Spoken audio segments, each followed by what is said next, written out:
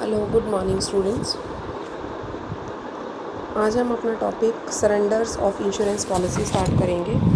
Surrender of insurance policy के अंदर क्या है कि इसके अंदर जो पॉलिसी होल्डर होता है वो विड्रॉ करता है इंश्योरेंस पॉलिसी को अब मैच्योरिटी से पहले, तो उसे बोलते हैं surrender of policy. The amount तो जो पे की जाती है या जो अमाउंट हम उस टाइम पे सरेंडर टाइम पे देते हैं उसे हम सरेंडर वैल्यू बोला जाता है। अगर फाइनेंशियल कोई इमरजेंसी है पॉलिसी होल्डर को तो वो सरेंडर पॉलिसी करा सकता है और फंड्स वगैरह को कॉन्टीजेंसीज़ के पर्पस में फ़ंड्स को दे सकता है। और जो पॉलिसी होल्डर होता है इसका जो हमारी पॉलिसी होती है इसका सबसे बड़ा बेनिफिट यही होता है कि इसके अंदर लिक्विडिटी होती है और जब इसको आप चाहते हैं तभी आप इससे कैश करवा सकते हैं। तो कहते हैं जो सरेंडर ऑफ पॉलिसी होती है वो कुछ टर्म्स और कंडीशन पर होती है। जनरली जो आपकी इंश्योरेंस कंपनीज होती हैं वो इससे रिलेटेड आपको इन्फॉर्मेशन प्रोवाइड करते रहते हैं और डिफरेंट टाइम्स में डिफरेंट टर्म्स ऑफ पॉलिसीज़ पर अलग अलग टाइम पर सरेंडर वैल्यू अलग अलग होती है। और जो अगर रूल्स के अकॉर्डिंग देखा जाए तो जो एंडोर्समेंट पॉलिसीज़ और जो यूलिप पॉलिसीज़ होती हैं उन सब की जो सरेंडर वैल्यू होती है वो डिफरेंट होती है। अब वो कहता है जो फीचर्स ऑफ सरेंडर वैल्यूज़ क्या होते हैं, कहते हैं it is percentage of premium paid to percentage paid up value. Mean ये एक प्रीमियम जो अमाउंट आप देते हो उसका एक सर्टेन परसेंटेज होता है, ठीक है, उस अमाउंट का। और जो स्टैंडर्ड वैल्यू होती है वो डिक्रीज़ होती रहती है जैसे कि आपकी पॉलिसी की टर्म्स जो हैं वो इंक्रीज़ होती रहती है। जितना ज़्यादा मतलब ये डिपेंड करता है, डिपेंड नहीं होता कि आपने प्रीमियम बहुत ज़्यादा दिया है तो बहुत ज़्यादा सरेंडर वैल्यू होगी, ऐसा नहीं होता है। वो कहता है जो सरेंडर वैल्यू फैक्टर्स होता है वो इंक्रीज़ होता रहता है जैसे जैसे आपकी पॉलिसी की surrender factors percentage of premium increase होता रहता है, ठीक है। तो कहता है as per the policy of section as per the insurance act 1938 section 113 के अकॉर्डिंग वो कहता है जो आपकी सरेंडर वैल्यू होती है उसके एक्विजिशंस में आपको कौन कौन सी चीज़ें देखनी और ध्यान देनी होती है। तो कहता है आपकी जो की अमाउंट होती है वो 3 कॉन्सिक्यूटिव ईयर्स कम से कम आपने दी हो उस वैल्यू की। ऐसा नहीं कि आपने बिल्कुल ही पॉलिसी अभी कराई है, 2 महीने हुए, 4 महीने हुए, साल हुआ है और आप उसको सरेंडर करवा रहे हैं, ऐसा नहीं होता। उसी पॉलिसी को सरेंडर करवा सकते हैं जिस पे कम से कम लगातार आपने 3 साल तक पॉलिसी या प्रीमियम की अमाउंट जो है वो पे की है। उसके अलावा वो कहता है कोई भी इंश्योरेंस पॉलिसी इस 3 साल के अंदर जो उसमें आपने प्रीमियम दिया है कोई भी पेमेंट जो प्रीमियम की है वो आपने लैप ना की हो, ठीक है। लैप का मतलब है कोई भी भूल चूक ना की हो प्रीमियम की भुगतान करने में, उस केस में आप ऐसा कर सकते हैं। उसके अलावा वो कहता है पॉलिसी को जिंदा रखा होना चाहिए। मीन पेड अप जो वैल्यू है पॉलिसी की वो आपकी बोनस अमाउंट से ज़्यादा नहीं होनी चाहिए। इसके अलावा सब क्लोज 2 और 3 में भी आपने यही चीज़ें ध्यान में देनी है कि आपकी जो paid up sum insurance amount होती है वो 100 रुपये पर आपकी 25% होती है। और कई बार ये आपकी जो सोसाइटी पॉलिसीज़ होती हैं जो सोसाइटी प्रोवाइड करती है उस पर 50 रुपीज़ हो जाती है।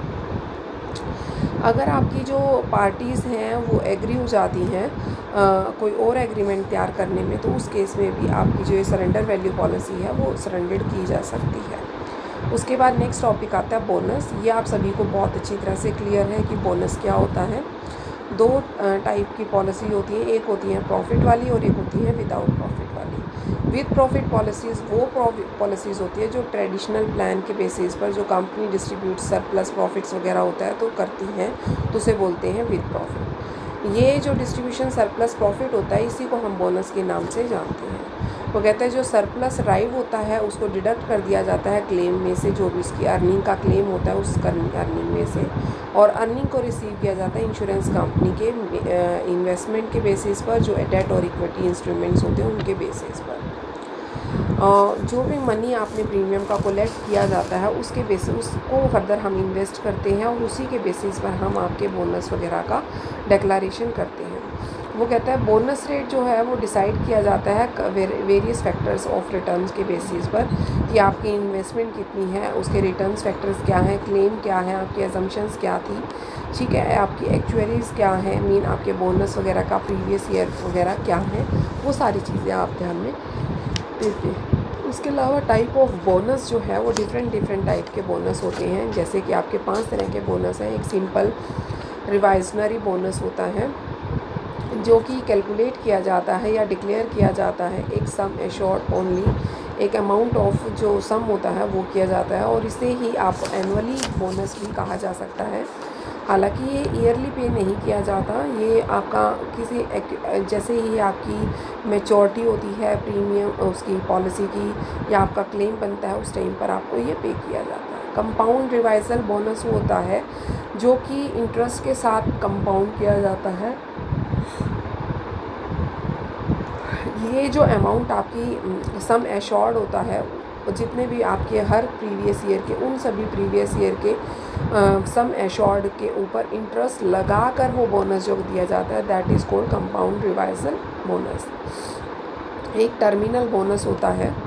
टर्मिनल बोनस जो है वो आपका प्रेजेस्ट्री या कैपिटल बोनस के नाम से भी जाना जाता है। जो कि इंडिकेट करता है ओवरऑल परफॉर्मेंस को, जो कि आपकी पार्टिसिपेटिंग पॉलिसी होती है उसकी परफॉर्मेंस, मीन आपकी उस पर कितना प्रीमियम था, आपने कितनी किस्तें पे की हैं, आपने कोई लैप तो नहीं की है। जो ये वाला बोनस होता है ये आपका एडिशनल बोनस होता है। जितना भी आपका सिंपल रिवाइजरी बोनस होता है उससे अलग जो बोनस दिया जाता है उसे टर्मिनल बोनस के नाम से जाना जाता है। ये डेथ पर या मैच्योरिटी पर जो भी इनमें से पहले हो जाती है उसके अकॉर्डिंग ही दिया जाता है।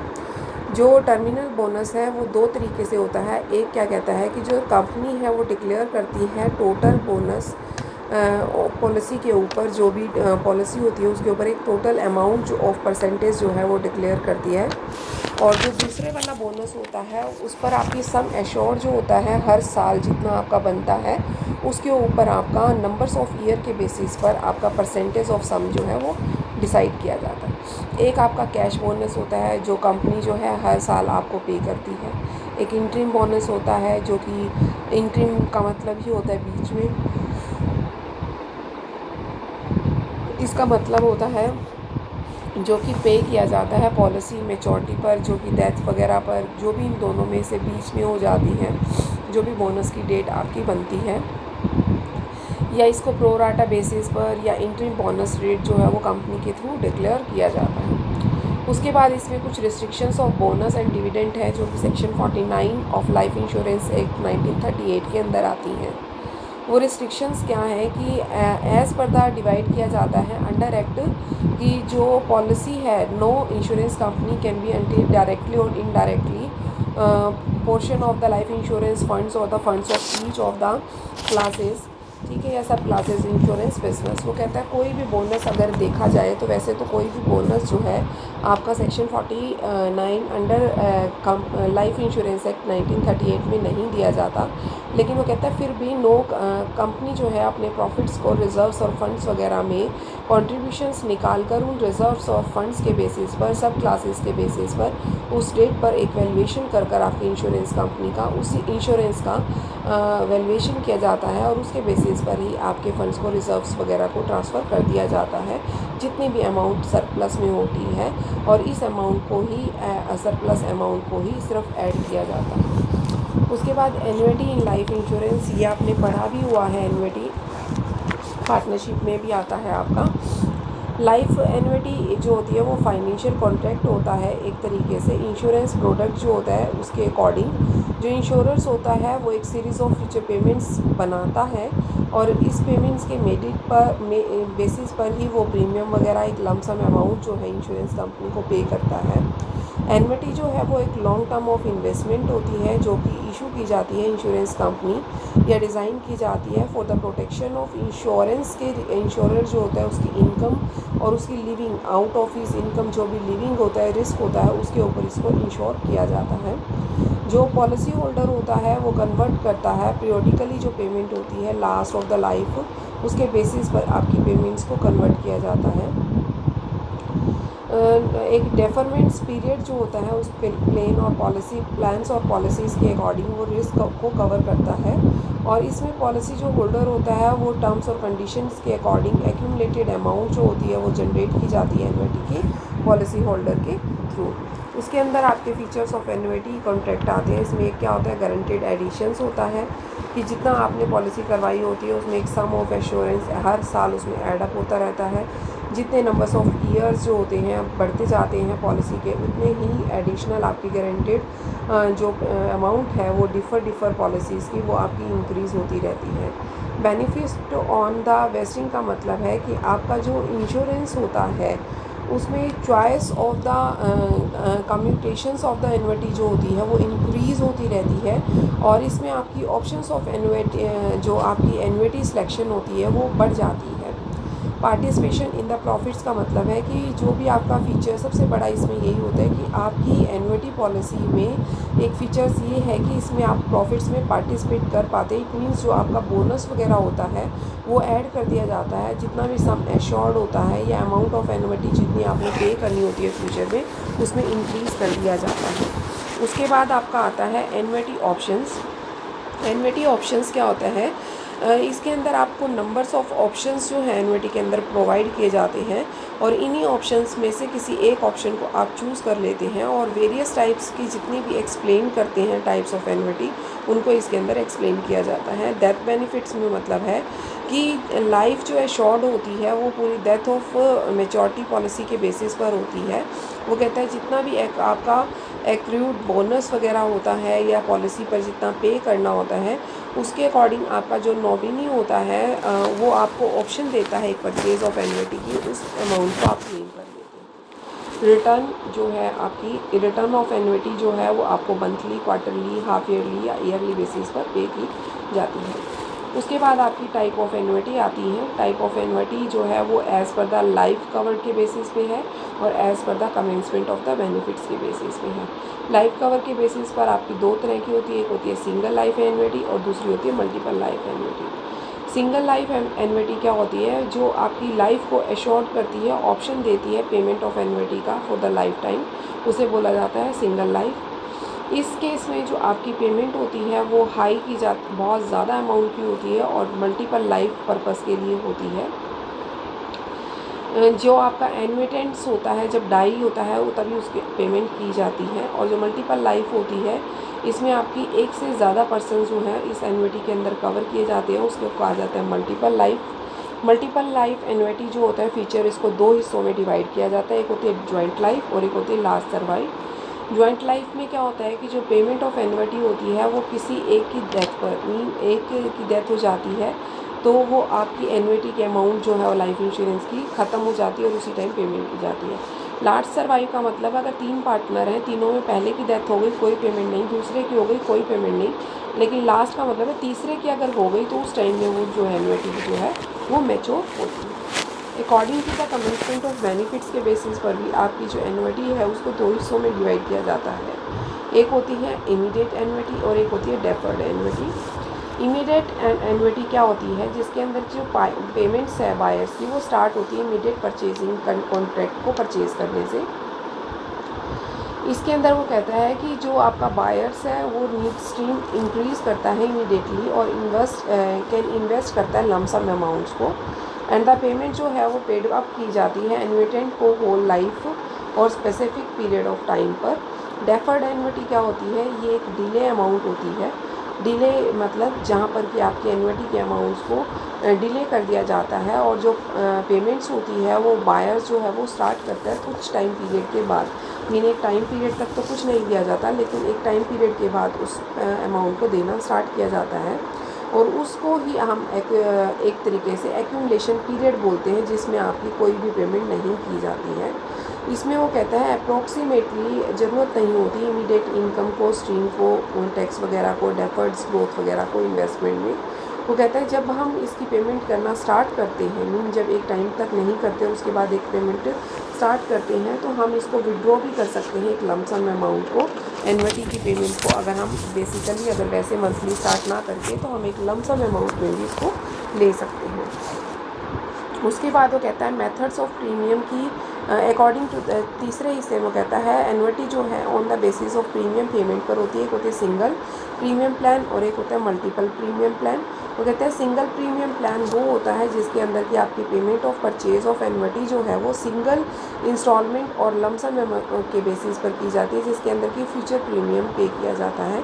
मल्टी प्रीमियम प्लान वो होता है जिसके अंदर की आपकी एन्युटेंट जो होता है वो प्रीमियम को फिक्स नंबर्स ऑफ इंस्टॉलमेंट्स में पे करता चला जाता है और एक एक्यूमुलेटेड और फिक्स टाइम पीरियड के बाद जो इंश्योरेंस कंपनी होती है वो उसको पे करना स्टार्ट करती है, रिटर्न्स वगैरह। ठीक है, उसके बाद है फोर्थ आपका according to the disposal of the proceeds के बेसिस पे भी दो हिस्से में होती है। एक होती है आपकी लाइफ ऑफ एन्युटी और दूसरा होता है आपका guaranteed payment of annuity. Life of annuity के बेसिस पर वो कहता है कि जो आपकी एन्युटी है वो रेगुलर पेमेंट्स जो हैं वो एन्युटेंट को होल लाइफ की जाती है। इसमें डेथ के बेसिस पर कोई अमाउंट नहीं दी जाती है। जो ये प्लान होता है वो बेनिफिशियल सिर्फ उन्हीं के लिए होता है जो कि सर्वाइव करना चाहते हैं लॉन्ग रन तक और वो अपना बेनिफिट्स जो है वो डेथ के पहले ही लेना चाहते हैं, उसे बोला जाता है life annuity. Guaranteed payment annuity क्या होती है, जिसके अंदर की आपकी गारंटेड नंबर्स ऑफ ईयर तक आपकी पेमेंट दी जाती है और एक फिक्स पीरियड या एक एन्युटेंट सर्वाइवर जो है वो डेथ होती है तभी उसको की जाती है। जैसे कि आपकी इसको भी दो हिस्सों में, जैसे कि एक इमीडिएट गारंटेड एन्युटी होती है और एक डेफर्ड होती है।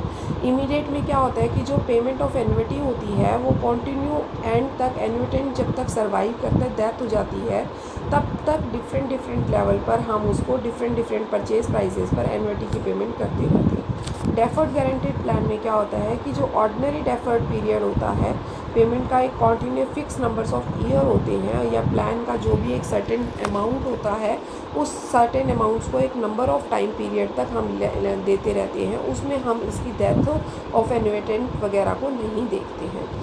According to the investment option भी इसको तीन हिस्सों में डिवाइड किया जाता है। एक होती है आपकी वेरिएबल, दूसरी फिक्स्ड और तीसरी इंडेक्स्ड। वो कहते हैं वेरिएबल्स एन्युटी में जो कॉन्ट्रैक्ट होता है इंश्योरेंस कंपनी और एन्युटेंट के बीच में जो कॉन्ट्रैक्ट होता है उसके बेसिस पे जो एन्युटी इंश्योरर एग्री होता है एक पीरियोडिकल पेमेंट के लिए, उसमें आपकी इमीडिएट एन्युटी या डेफर्ड एन्युटी प्लान चलते हैं और जो पेमेंट है वो आपकी वेरी करती है आपकी इन्वेस्टमेंट की ऑप्शन पर या आपकी चॉइस ऑफ एन्युटेंट पर कि वो कौन सी ऑप्शंस लेना चाहता है। जो इन्वेस्टमेंट ऑप्शंस होते हैं वो टिपिकली जो आपकी म्यूचुअल फंड इन्वेस्टमेंट होती है, बॉन्ड्स वगैरह, मनी मार्केट इंस्ट्रूमेंट्स या कम्बिनेशन कुछ भी इनका हो सकता है। फिक्स एन्युटेंट्स में क्या होता है कि जो आपका नेम जो है, जो फिक्स्ड अमाउंट्स जो है उसके बेसिस पर जो फिक्स टाइम पीरियड है रेगुलर इंटरवल पर आपको एक गारंटीड पेमेंट एन्युटी दी जाती है।